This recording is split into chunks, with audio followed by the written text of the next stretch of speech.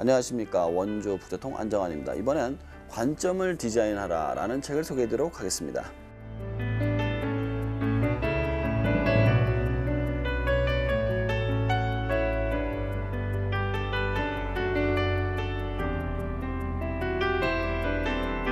자, 책 소개에 앞서서 관점이 왜 이렇게 중요할까요?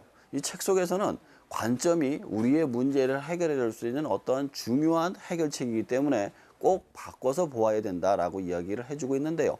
한 예로 모든 핸드폰들이 사양 속도에 문제를 일으키고 있을 때 스티브 잡스는 아이폰이라는 통합된 컴퓨터를 만들었습니다. 그리고 스마트폰 가지고 문자만 보내고 있을 때 카톡은 그 시장을 파고들었죠. 이처럼 어떤 형태로 관점을 바꾸는 것 자체가 다른 문제를 해결할 수 있는 최고의 해결책이다 라고 설명을 해주고 있습니다. 자, 관점이라는 것이 왜 이렇게 중요한 것일까요? 자, 사람들한테 관점에 대한 실험을 한 이야기가 나옵니다.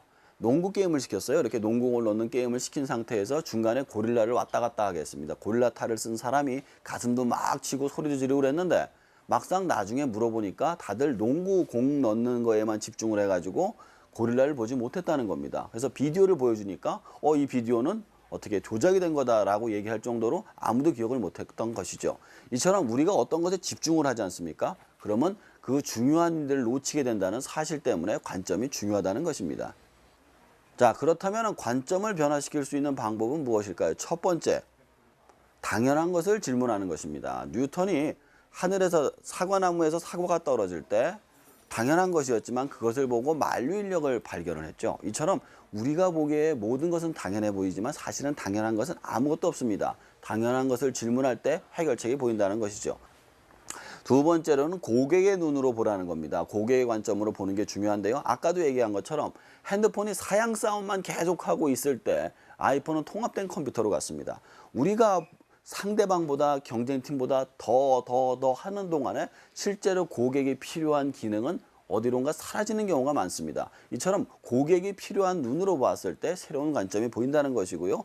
세 번째는 분해하고 재조립하랍니다. 관점이라는 게 내 관점으로만 보면은 아무런 소용이 없어요. 여러 사람의 관점으로 보고 그것을 조립할 때 의미가 있죠. 한 예로 장님이 코끼리를 만들 때 코를 만지면은 큰 구렁이가 되고 꼬리를 만지면 뱀처럼 작아집니다. 다리를 만지면 기둥처럼 느껴지고요. 몸통을 만지면 벽처럼 됩니다. 하지만 각각의 관점이 다 다른 거죠. 이 세상이라는 것은 거대한 코끼리와 같습니다. 우리는 장님과도 같고요. 그 일부만을 보고 우리는 그것을 갖다가 전부로 착각을 하고 있는 겁니다. 그 관점들을 조립할 때 비로소 코끼리라는 모양이 만들어지는 것처럼 수많은 사람들의 관점을 보고 그것을 조립하는 능력이 있어야만 합니다. 저는 이 책을 보면서 관점이 단순히 바라보는 시선이 아니라 문제를 해결할 수 있는 기초적인 어떤 솔루션이라는 사실을 알게 되었습니다. 여러분도 꼭 한번 읽어보시기 바랍니다.